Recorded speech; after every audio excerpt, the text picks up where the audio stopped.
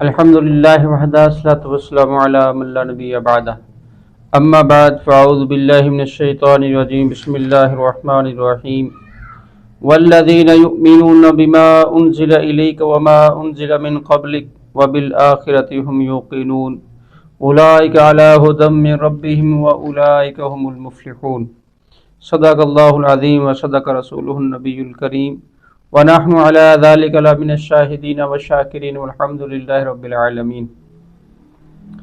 محترم سامعین حضرات، آج ہم سورہ بقرہ کا سبق نمبر غالباً تیسرا ہوگا، اور یہ جو سورہ الف لام میم سے شروع ہو کر ہم نے اس سے پہلے جو پڑھا تھا الذین یؤمنون بالغیب ویقیمون الصلاۃ ومما رزقناہم ینفقون تک پڑھا تھا۔ آج ہم یہ آیت پڑھیں گے والذین یؤمنون بما انزل الیک وما انزل من قبلک وبالآخرۃ هم یوقنون۔ اس آیت کا پہلے لفظی ترجمہ کر لیتے ہیں۔ والذین یؤمنون بما انزل الیک، اور وہ لوگ جو ایمان لاتے ہیں ساتھ اس چیز کے جو اتارا گیا ہے آپ کی طرف، وما انزل من قبلک، اور وہ لوگ اس پر بھی ایمان لاتے ہیں کہ جو اتارا گیا ہے آپ سے پہلے، وبالآخرۃ هم یوقنون، اور وہ آخرت پر یقین رکھتے ہیں۔ اولئک علی ھدی من ربہم واولئک هم المفلحون، اولئک یہی لوگ ہیں ہدایت پر اپنے رب کی طرف سے، وَأُولَئِكَ هُمُ الْمُفْلِحُونَ، اور یہی انہی صفات والے لوگ ہیں اپنے رب کی طرف سے کامیاب، ہم المفلحون، یہی لوگ پورے کامیاب ہیں۔ یہ تو ہو گیا اس آیت کا، دو آیتوں کا ترجمہ۔ اب اس کے اندر چونکہ یہ سورہ بقرہ میں شروع میں مومنین کی حالت بیان کی گئی ہے، اس کے بعد کفار کی حالت بیان کی جائے گی، پھر منافقین کی حالت بیان کی جائے گی۔ تو یہاں پر مومنین کی صفات جو شروع میں کہا تھا الف لام میم ذالک الکتاب لا ریب فیہ ھدی للمتقین، یہاں متقین بیان کیا، ان کی صفات بیان کی آگے۔ الذین یؤمنون بالغیب ویقیمون الصلاۃ ومما رزقناہم ینفقون۔ اب انہی صفات میں سے جو چوتھی صفت ہے والذین یؤمنون بما انزل الیک، متقین وہ لوگ ہیں جو ایمان لاتے ہیں جو کچھ اتارا گیا آپ کی طرف، یعنی امام الانبیاء خاتم النبیین صلی اللہ علیہ وسلم کی طرف اتارا گیا۔ یعنی متقی تب بنے گا جب سارے قرآن پر ایمان لائے، آپ کی ارشادات پر ایمان لائے۔ یعنی حدیث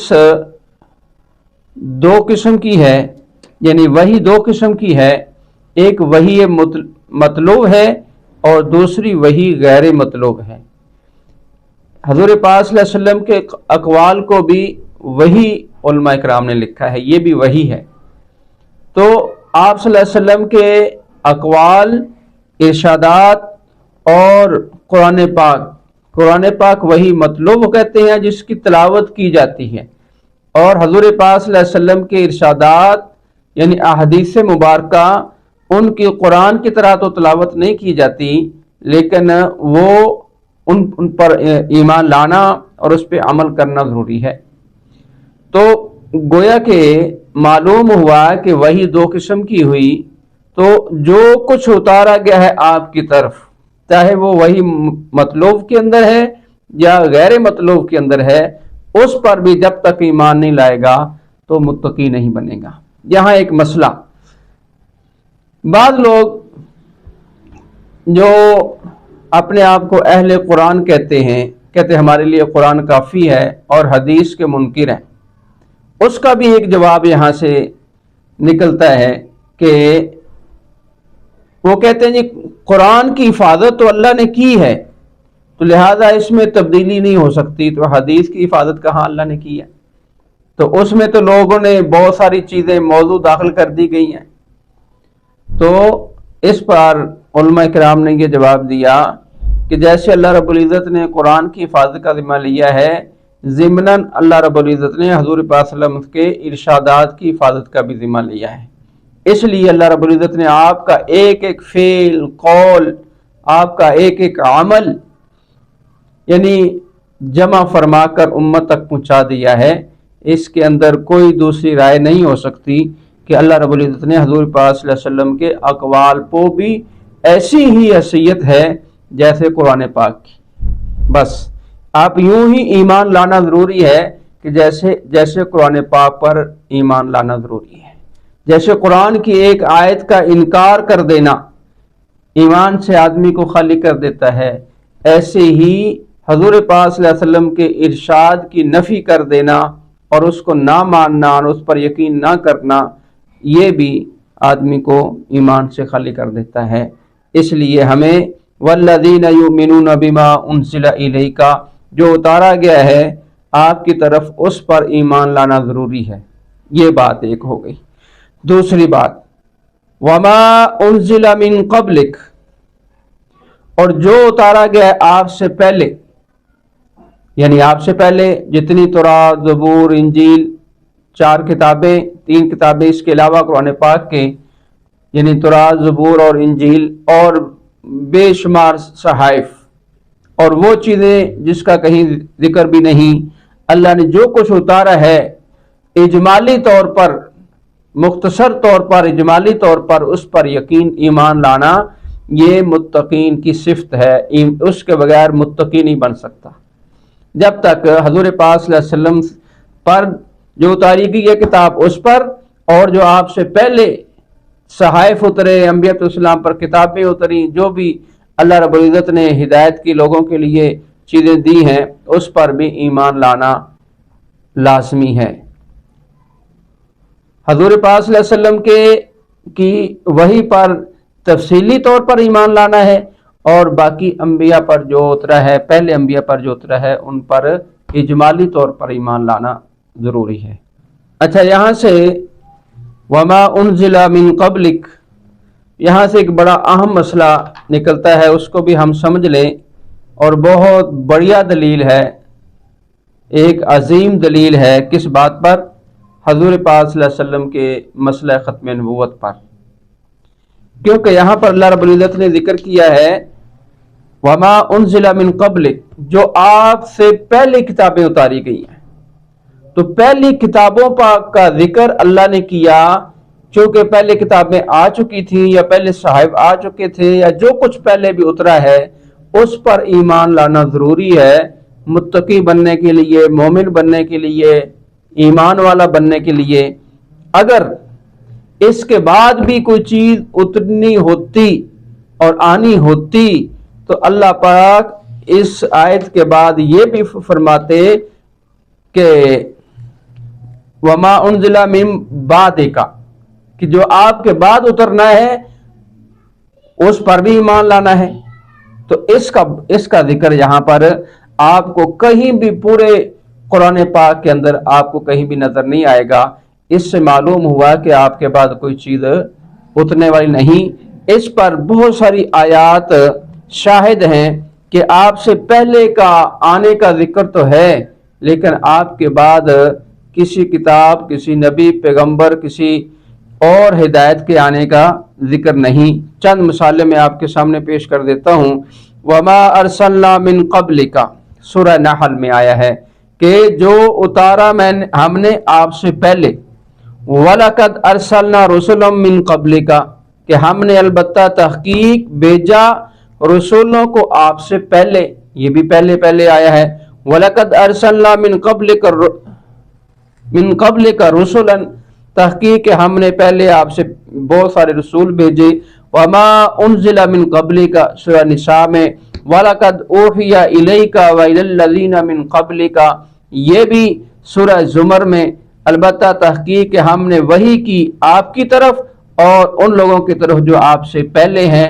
كَذَلِكَ يُوحِي إِلَيْكَ إِلَى الَّذِينَ وَإِلَى الَّذِينَ مِن قَبْلِكَ، اسی طریقے سے وحی کی آپ سے پہلے، وَإِلَى الَّذِينَ، اور ان لوگوں سے پہلے آپ کی طرف اور ان لوگوں کی طرف جو آپ سے پہلے، कमा कुतिबा अलल लज़ीना मिन क़ब्लिकुम, जैसा कि फर्ज किया गया उन लोगों पर जो आपसे पहले थे। ये सारी बातें इस बात की तस्दीक कर रही हैं। सुन्नत मन क़द अरसलना क़ब्लका मिन रुसुलिना, ये बनी इसराइल में है। तो इन तमाम आयात में मिन क़ब्लिका मिन क़ब्लिका मिन क़ब्लिका का जिक्र है, मिन बादिका का जिक्र कहीं भी नहीं है। तो लिहाजा मुफस्सिरीन ने इस आयत को ख़त्म नबूवत पर एक बतौर दलील के पेश किया है कि यह हज़ूर पाक सल्लल्लाहु अलैहि वसल्लम की ख़त्म नबूवत की एक बहुत बड़ी दलील है कि आपके बाद किसी नबी किताब ने नहीं आना, क्योंकि कुरान पाक की तकरीबन 100 आयात से ख़त्म नबूवत का मसला ज़ाहिर होता है। और ये भी मैं आपको बता दूं कि पूरा कुरान पाक की ख़त्म नबूवत पर दलील है। कैसे?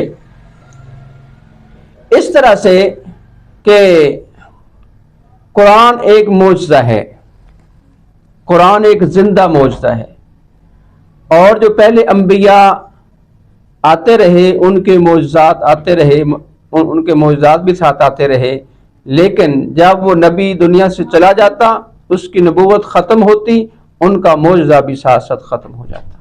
तो इससे मालूम हुआ कि उनके जाने से, उनकी नबूवत के ख़त्म होने से, उनका वक़्त ख़त्म होने से उनका मौजज़ा भी ख़त्म। लेकिन इमामुल अंबिया आप सल्लल्लाहु अलैहि वसल्लम की नबूवत बाकी, आपका मौजज़ा भी बाकी है। और ये कुरान पाक आपका सबसे बड़ा मौजज़ा है। तो गोया कि पूरा कुरान पाक आप सल्लल्लाहु अलैहि वसल्लम के ख़त्म नबूवत पर एक दलील भी है, और ये दलील इस तरह से बनती है कि आप सल्लल्लाहु अलैहि वसल्लम की नबूवत बाकी है, वजह यह है कि आपका मौजज़ा भी बाकी है। बहरहाल इन आयत से यही पता चलता है कि हज़ूर पाक सल्लल्लाहु अलैहि वसल्लम के बाद किसी और नबी ने, किसी और रसूल ने, किसी और किताब ने आना नहीं था। इस वजह से अल्लाह पाक ने साहब का यानी कि इस आयत के अंदर वमा उनज़िला मिन क़ब्ल का जिक्र किया है, बादिका का जिक्र नहीं किया। ये बात बहुत सूरज की तरह वाज़ेह। आगे है सूरत के अंदर, आयत के अंदर, वबिल आखिराती हुम यूक़िनून।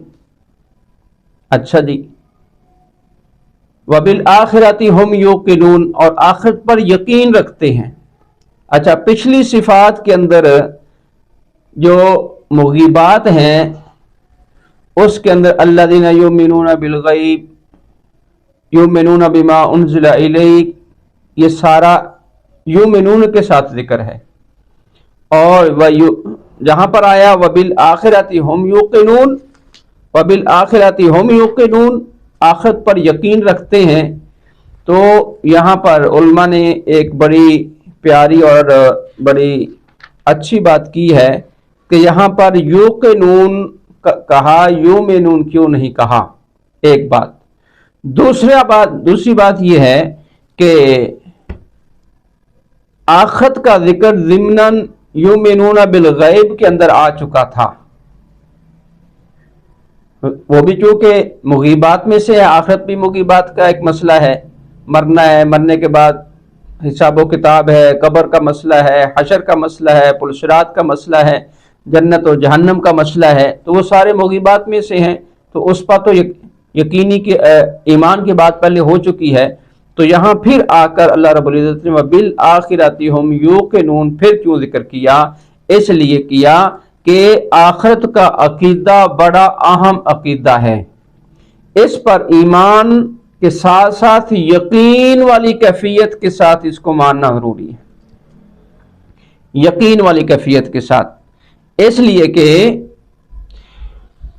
ईमान का मुकाबिल तकज़ीब होती है, और जो यकीन है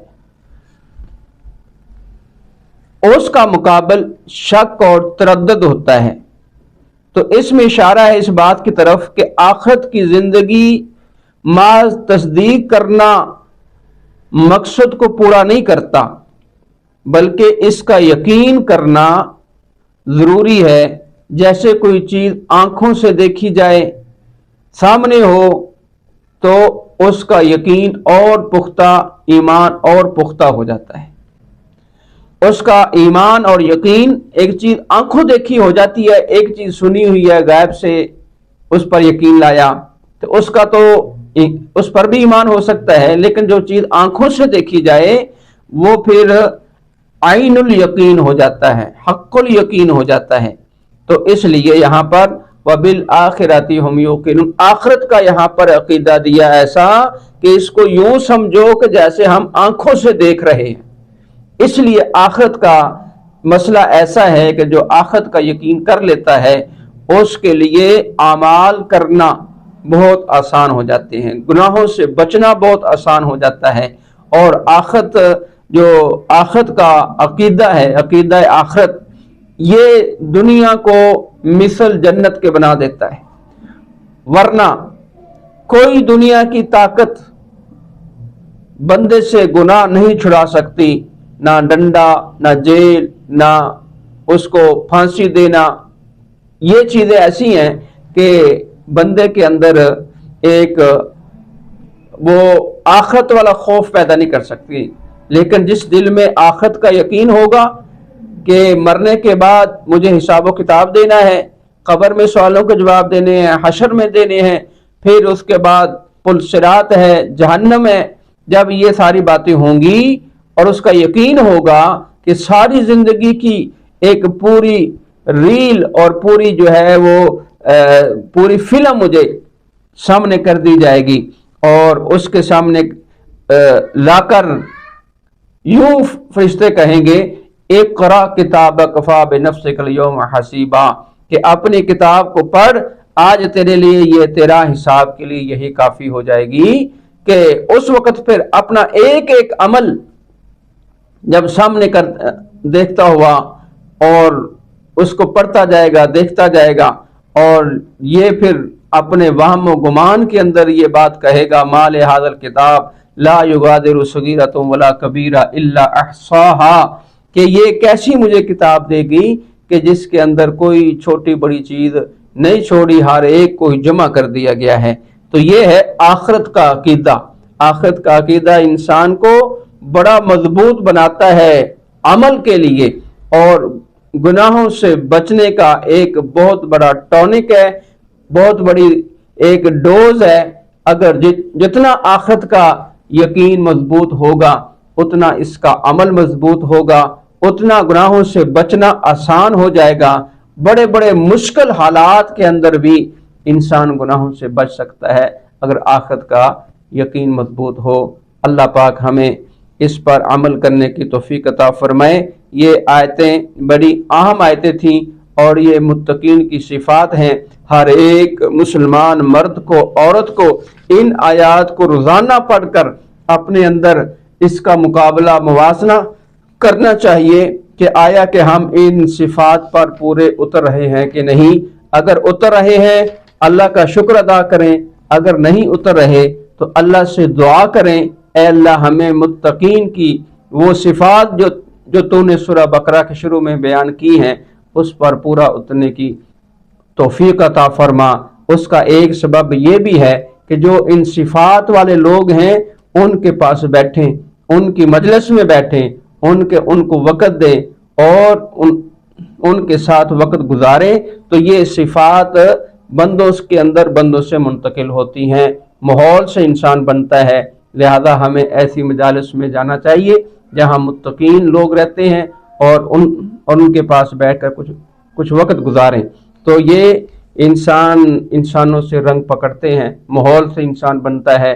اللہ سے دعا ہے اللہ ہمیں اس پر عمل کرنے کی توفیق عطا فرمائے۔ وما علینا الا البلاغ المبین۔